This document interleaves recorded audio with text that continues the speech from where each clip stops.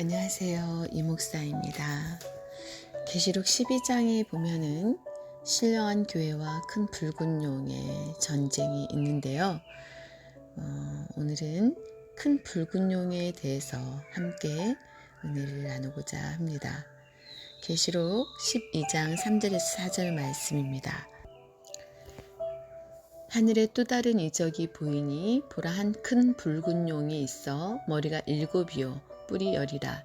그 여러 머리에 7 왕관이 있는데 그 꼬리가 하늘의 별 3분의 1을 끌어다가 땅에 던지더라.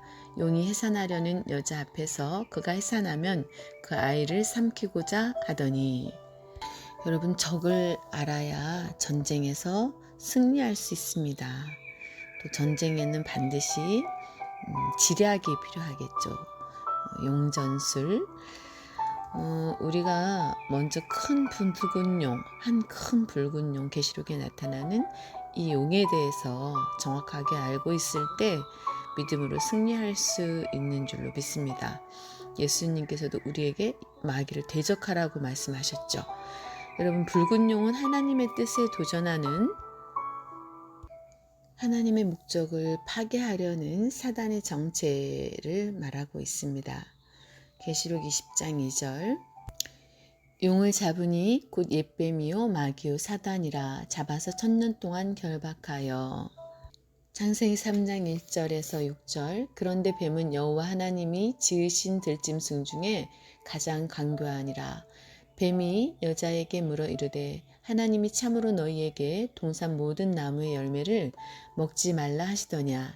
여자가 뱀에게 말하되 동산 나무의 열매를 우리가 먹을 수 있으나 동산 중앙에 있는 나무의 열매는 하나님의 말씀에 너희는 먹지도 말고 만지지도 말라. 너희가 죽을까 하노라 하셨느니라. 뱀이 여자에게 이르되 너희가 결코 죽지 아니하리라. 너희가 그것을 먹는 날에는 너희 눈이 밝아져 하나님과 같이 되어 선악을 알 줄 하나님이 아심이니라. 여자가 그 나무를 본즉 먹음직도 하고 보암직도 하고 지혜롭게 할 만큼 탐스럽기도 한 나무인지라. 여자가 그 열매를 따먹고 자기와 함께 있는 남편에게도 주매 그도 먹은지라. 이사야서 27장 1절. 그날에 여호와께서 그의 견고하고 크고 강한 칼로 날랜 뱀 리워야단 곧 꼬불꼬불한 뱀 리워야단을 벌하시며 바다에 있는 용을 죽이시리라. 시편 4절 말씀. 악인은 그의 교만한 얼굴로 말하기를 여호와께서 이를 감찰하지 아니하신다 하며 그의 모든 사상에 하나님이 없다 하나이다. 7절 말씀. 그 입에는 저주와 거짓과 포악이 충만하며 그의 혀 밑에는 잔해와 제약이 있나이다. 8절. 그가 마을 구석진 곳에 앉으며 그 은밀한 곳에서 무지한 자를 죽이며 그의 눈은 가련한 자를 엿보나이다. 시편 89편 10절 말씀. 주께서 라합을 죽임당한 자 같이 깨뜨리시고 주의 원수를 주의 능력의 팔로 흩으셨나이다. 에스겔서 29장 3절에서 6절 말씀. 너는 말하여 이르기를 주 여호와께서 이같이 말씀하시되 애굽의 바로왕이여 내가 너를 대적하노라. 너는 자기의 강들 가운데 누운 큰 악어라. 스스로 이르기를 나의 이 강은 내 것이라. 내가 나를 위하여 만들었다 하는도다. 내가 갈고리로 내 아가미를 꿰고 너의 강의 고기가 내 비늘에 붙게 하고 내 바늘에 붙은 강의 내 비늘에 붙은 강의 모든 고기와 함께 너를 너의 강들 가운데에서 끌어내고 너와 너의 강의 모든 고기를 들에 던지리니 내가 지면에 떨어지고 다시는 거두거나 모으지 못할 것은 내가 너를 들짐승과 공중의 새의 먹이로 주었음이라. 애굽의 모든 주민이 내가 여호와인 줄을 알리라. 애굽은 본래 이스라엘 족속에게 갈대 지팡이라. 이렇게 성경 구절에서 보듯이 악한 마귀는 하나님의 자녀들을 대적하고 그의 하수인들과 함께 영적 전쟁을 벌입니다. 그리고 또 하나님을 대적합니다. 그리고 또 여기에 붉은 용, 큰 붉은 용이라고 했는데 첫째 붉다는 뜻이 무엇인가? 용의 색깔이 붉다는 것은 불의 빛을 의미하는데 불은 태우기도 하고 사르기도 하고 존재를 없이 하기도 하고 죽이고 마는 힘을 뜻합니다. 그렇다면 붉은 용은 사람의 영혼을 지옥의 불로써 사르고 태우는 극도의 잔인성과 사악성, 살인성, 증오성을 가진 존재입니다. 그것은 죽음의 핏빛을 의미하는 데에 사단의 최종 목적은 사람의 생명을 끊어버리는 데 있습니다. 두 번째, 크다, 큰 붉은 용이라고 했죠. 여기에서 크다는 뜻은 온천하를 꿰는 큰 힘을 소유하고 있다. 큰 힘의 소유자다라는 뜻입니다. 세 번째, 머리가 일곱이다라는 뜻은 일곱 머리는 역사상에 나타난 7대 적그리스도의 국가를 상징합니다. 일곱 머리는 애굽, 첫째 애굽, 둘째 아수르, 세 번째 바벨론, 네 번째 메대와 바사, 다섯 번째 헬라, 여섯 번째 로마, 마지막 일곱 번째는 마지막 패권을 잡을 제국을 가리킵니다. 용의 머리가 일곱이라 함은 온천하를 깨는 용의 비상한 지략적 계책을 의미합니다. 용은 완전수를 의미하죠. 용이 비상한 온천하를 깨는데 아주 비상한 지략적 계책을 가지고 있다는 거죠. 그의 살인적이고 악마적인 지혜의 완전성을 의미합니다. 하나님의 교회와 자녀를 박멸하고자 하는 적그리스도의 무서운 지혜를 의미합니다. 네 번째, 열불. 머리는 지혜의 표상이요, 또 뿔은 힘의 표상입니다. 머리는 지혜의 표상이고 뿔은 힘의 표상입니다. 이 뿔은 후 3년 반에 등장할 붉은 용이 지배하는 그의 속국과 위성국들을 가리킵니다. 다섯 번째, 일곱 면류관. 이것은 붉은 용의 일시적인 득세와 승리를 상징합니다. 여섯 번째, 큰 붉은 용의 꼬리가 하늘별 3분의 1을 끌어다가 땅에 던졌다는 의미는 무엇인가? 작은 1번 꼬리는 거짓말을 상징합니다. 이사야서 4장 15절, 이사야서 14장 15절부터 보겠습니다. 12절부터 보겠습니다. 너 아침의 아들 계명성이여 어찌 그리 하늘에서 떨어졌으며 너 열국을 엎은 자여 어찌 그리 땅에 찍혔는고 내가 내 마음에 이르기를 내가 하늘에 올라 하나님의 뭇별 위에 내 자리를 높이리라. 내가 북극 지폐의 산 위에 앉으리라. 가장 높은 구름에 올라가 지극히 높은 이와 같아지리라 하는도다. 그러나 이제 내가 수올 곧 구덩이 맨 밑에 떨어짐을 당하리로다. 너를 보는 이가 주목하여 너를 자세히 살펴보며 말하기를 이 사람이 땅을 진동시키며 열국을 놀라게 하며 세계를 황무하게 하며 성읍을 파괴하며 그에게 사로잡힌 자들을 집으로 놓아보내지 아니하던 자가 아니냐 하리로다. 열방의 모든 왕들은 모두 각각 자기 집에서 영광 중에 작업 많은 오직 너는 자기 무덤에서 내쫓겼으니 가증한 나뭇가지 같고 칼에 찔려 돌구덩이에 떨어진 주검들에 둘러싸였으니 밟힌 시체와 같도다.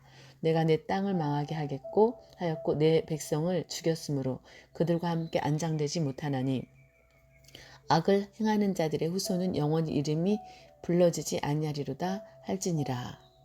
요한복음 8장 43절에서 44절. 어찌하여 내 말을 깨닫지 못하느냐? 이는 내 말을 들을 줄 알지 못함이로다. 너희는 너희 아비 마귀에게서 났으니 너희 아비의 욕심대로 너희도 행하고자 하느니라. 그는 처음부터 살인한 자요 진리가 그 속에 없으므로 진리에 서지 못하고 거짓을 말할 때마다 제 것으로 말하나니 이는 그가 거짓말쟁이요 거짓의 아비가 되었음이라.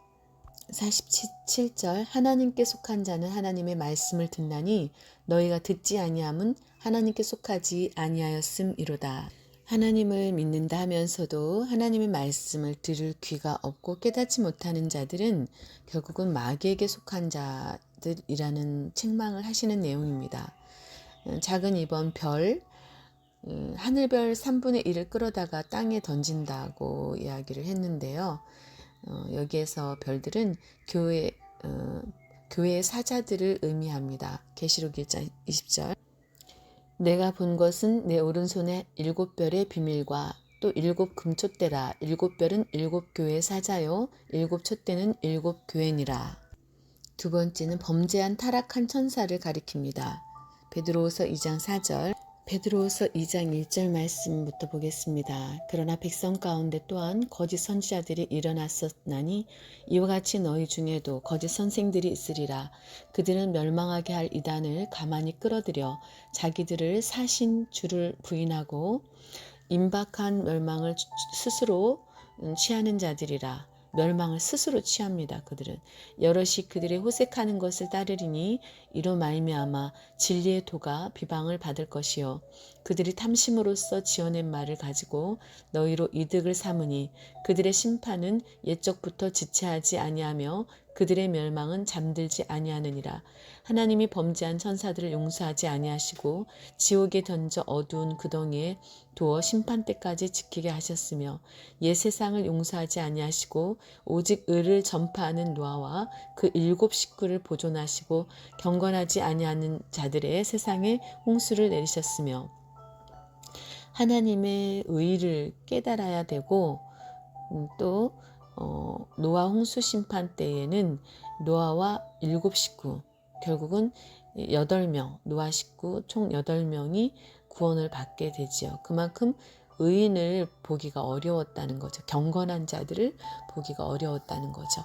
마지막 때도 노아의 때와 롯의 때와 같다라고 말씀을 하셨습니다. 여러분 말씀을 바르게 알고 있지 않으면 바르게 깨닫지 못하면 멸망하는 짐승과 다름이 없다라고 성경은 말씀하고 계십니다. 그래서 교회를 다니는 것도 중요하고 성경을 가지고 다니는 것도 중요하지만 읽고 듣고 깨달아야만 되는 겁니다. 그래야만 아는 만큼 믿을 수 있고 또 행함이 없는 믿음은 죽은 믿음이라고 말씀을 하셨는데 죽은 믿음이 아니라 살아있는 믿음으로 삶으로 증거를 나타낼 수 있습니다. 6절 소돔과 고모라 성을 멸하기로 정하여 죄가 되게 하사 후세 경건하지 아니할 자들에게 본을 삼으셨다. 경건에 대한 내용이 계속 나오죠. 7절 무법한 자들의 음란한 행실로 말미암아 고통당하는 의로운 롯을 건지셨으니 이는 이 의인이 그들 중에 거하여 날마다 저 불법한 행실을 보고 들음으로 그 의로운 심령이 상함이라. 의에 줄이고 목마른 자는 복이 있다라는 말씀과 상통하는 말씀이죠. 주께서 경건한 자는 시험에서 건지실 줄 아시고 불의한 자는 형벌 아래 두어 심판날까지 지키시며 특별히 육체를 따라 더러운 정욕 가운데서 행하며 주관하는 일을 멸시하는 자들에게는 형벌할 줄 아시느니라. 이들은 당돌하고 자긍하며 떨지 않고 영광 있는 자들을 비방하거니와 더 큰 힘과 능력을 가진 천사들도 주 앞에서 그들을 거슬러 비방하는 고발을 하지 아니하느니라. 그러나 이 사람들은 본래 잡혀 죽기 위하여 난 이성 없는 짐승 같아서 사람들인데 잡혀 죽기 위해서 난 이성 없는 짐승과 같다. 그러니까 사람은 사람인데 이성 없는 결국은 짐승들은 언젠가는 사람에 의해서 사람이 그 짐승을 죽일 날짜를 정하잖아요. 그것처럼 이성 없는 짐승 잡혀 죽기 위해서 난 이성 없는 짐승 같다. 그 알지 못하는 것을 비방하고 그들의 멸망 가운데서 멸망을 당하며 불의의 값으로 불의를 당하며 낮에 즐기고 노는 것을 기쁘게 여기는 자들이니 쾌락주의죠. 쾌락주의. 먹고 마시자. 인생 뭐 별거 있냐 뭐 그러면서 점과 흠이라 너희와 함께 연애할 때에 그들의 속임수로 즐기고 놀며 음심이 가득한 눈을 가지고 범죄하기를 그치지 아니하고 굳세지 못한 영혼들을 유혹하며 탐욕에 연단된 마음을 가진 자들이니 저주의 자식이라. 그들이 바른 길을 떠나 미혹되어 보올의 아들 발람의 길을 따르는도다. 그는 불의의 싹을 사랑하다가 자기의 불법으로 말미암아 책망을 받되 말하지 못하는 나귀가 사람의 소리로 말하여 이 선지자의 미친 행동을 저지하였느니라. 이 사람들은 물 없는 샘이요 광풍에 밀려가는 안개니 그들을 위하여 캄캄한 어두움이 예비되어 있나니. 그들이 허탄한 자랑의 말을 토하며 그릇되게 행하는 사람들에게서 겨우 피한 자들을 음란으로서 육체의 정욕 중에서 유혹하는도다. 그들에게 자유를 준다 하여도 자신들은 멸망의 종들이니 누구든지 진 자는 이긴 자의 종이 됨이라.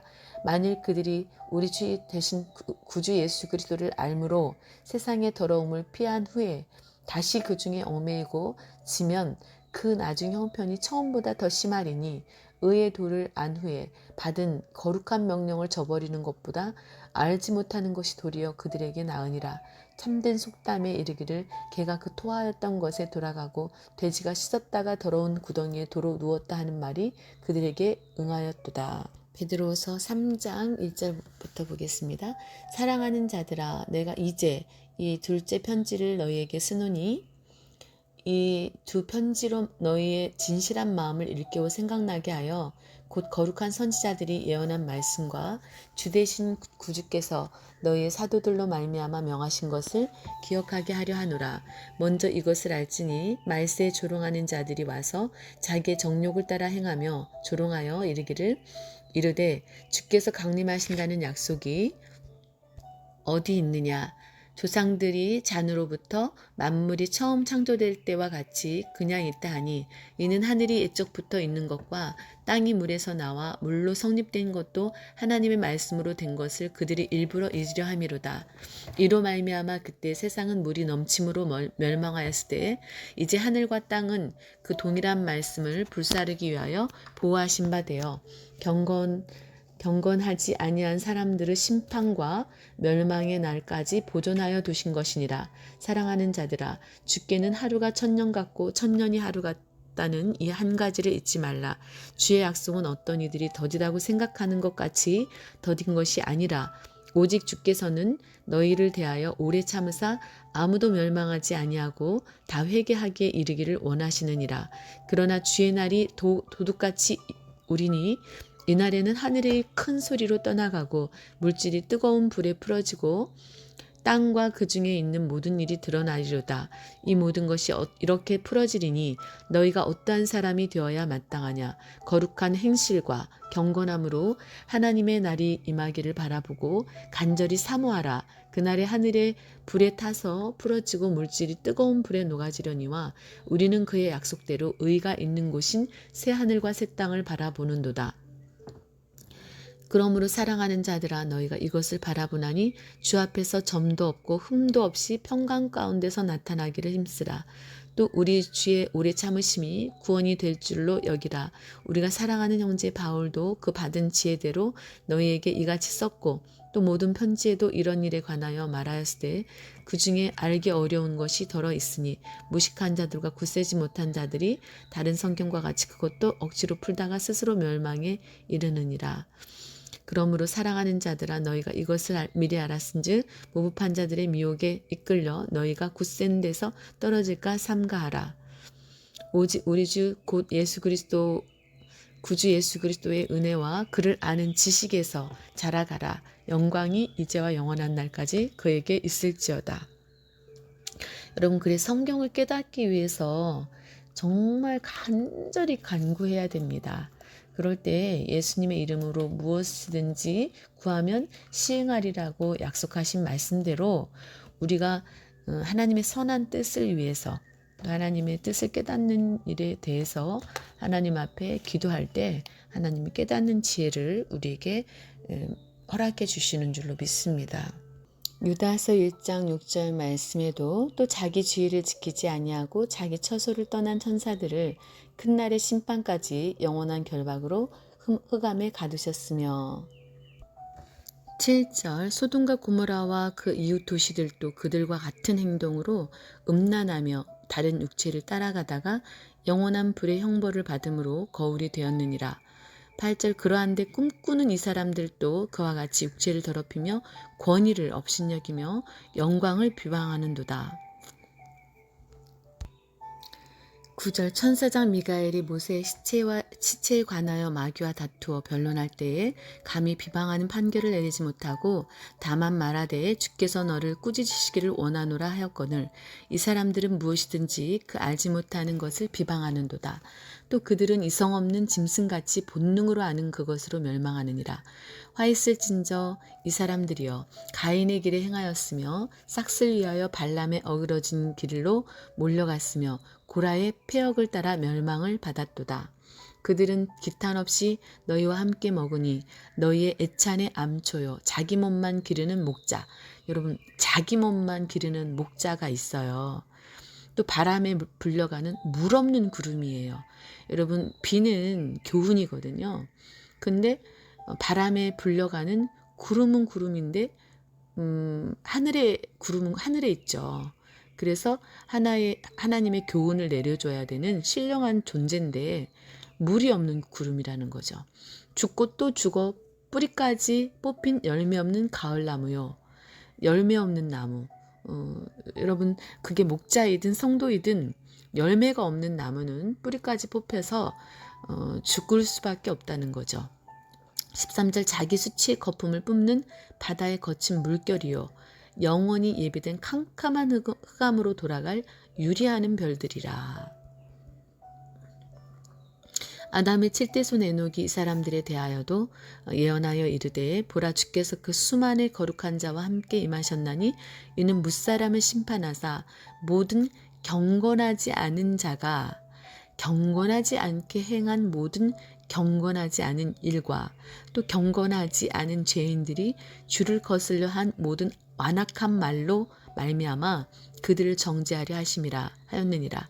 이 사람들은 그러니까 말도 심판받아요. 경건하지 않은 말도. 또 경건하지 않은 행동, 경건하지 않은 일도 심판을 받죠. 정죄를 받죠. 이 사람들은 원망하는 자며 불만을 토하는 자며 그 정욕대로 행하는 자라. 그 입으로 자랑하는 말을 하며 이익을 위하여 아첨하느니라. 이사야서 14장 12절 말씀. 너 아침의 아들 계명성이여 어찌 그리 하늘에서 떨어졌으며 너의 얼굴을 엎은 자여 어찌 그리 땅에 찍혔는고. 이처럼 하늘별 3분의 1은 범죄한 타락한 천사들을 가리킨다. 또 세 번째, 끌어다가 땅에 던진다는 의미는 무엇인가? 불가항력적인 힘으로 천사를 타락시켜 땅에 던지고 영원히 자기 사자로 부린다는 거죠. 베드로전서 2장 19절. 베드로전서가 아니라 베드로후서 2장 19절입니다. 그들에게 자유를 준다 하여도 자신들은 멸망의 종들이니 누구든지 진자는 이긴 자의 종이 됨이라. 로마서 6장 16절. 너희 자신을 종으로 내주어 누구에게 순종하든지 그 순종함을 받는 자의 종이 되는 줄을 너희가 알지 못하느냐. 혹은 죄의 종으로 사망에 이르고 혹은 순종의 종으로 의에 이르느니라. 또한 타락한 종교 지도자들도 큰 붉은 용에 이끌려 사단의 종노릇을 하게 됩니다. 계시록 12장 4절에서 17절 말씀에는 교회와 큰 붉은 용의 전쟁에 대해서 기록이 되어 있습니다. 4절 그 꼬리가 하늘의 별 3분의 1을 끌어다가 땅에 던지더라.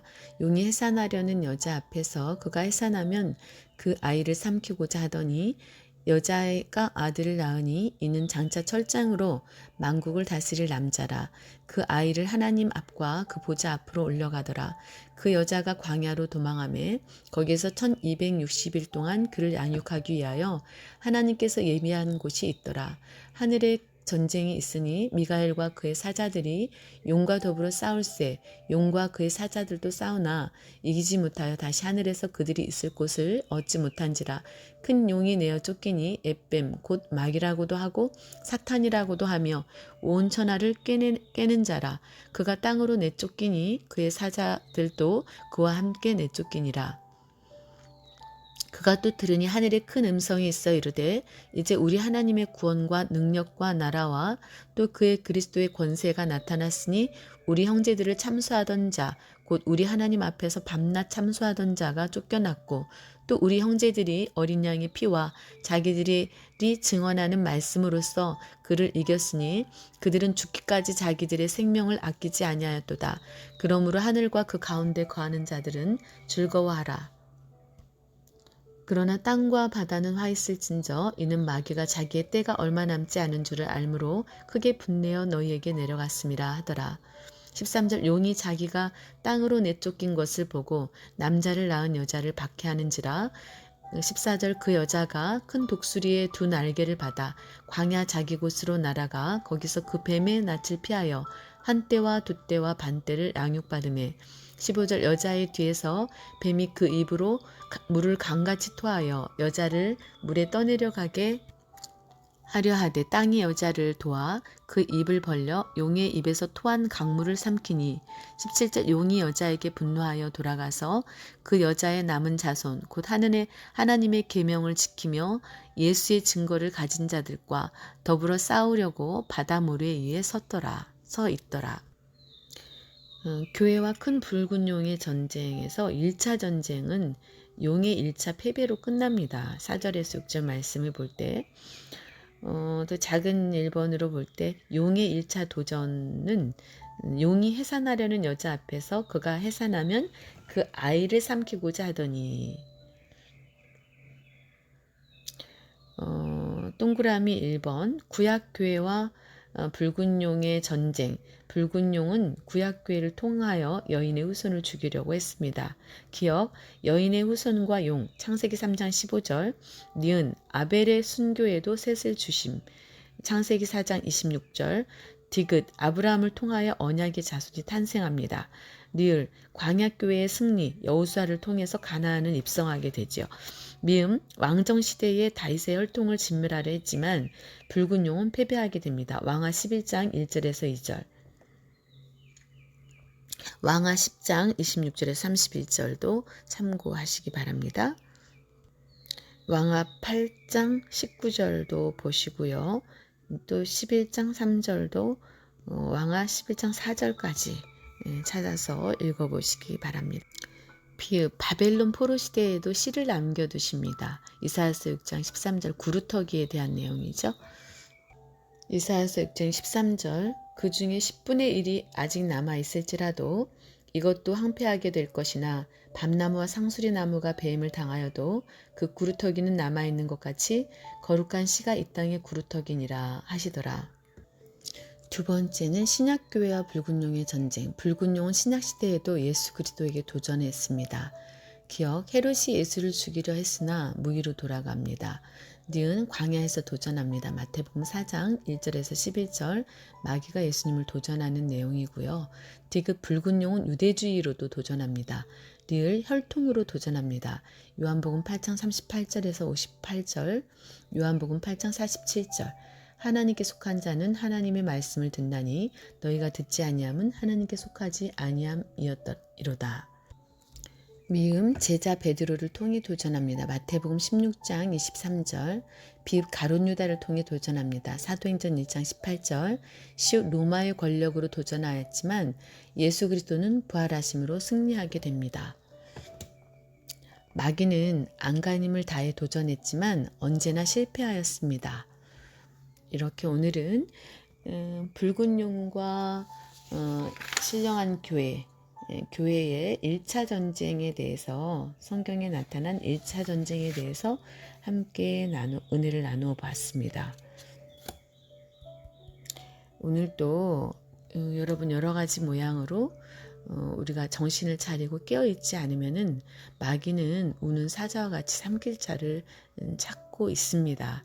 그래서 우리가 기도로 깨어서 또 말씀을 깨닫고 또 그 깨달은 말씀을 붙잡고 하나님 앞에 기도하면서 하나님이 주시는 지혜와 명철로 믿음으로 하루하루 영적 전쟁에서 승리해 나가는, 그리고 오늘 또 하나님께 영광 돌리는, 또 하나님을 위해서 열매 맺는 그런 복된 한날의 삶이 되기를 주님의 이름으로 축원합니다.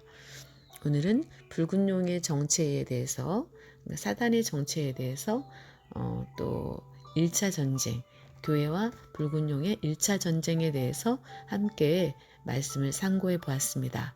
오늘도 주 안에서 평강을 누리는 복된 날 되시기를 주님의 이름으로 축원합니다. 이 목사였습니다.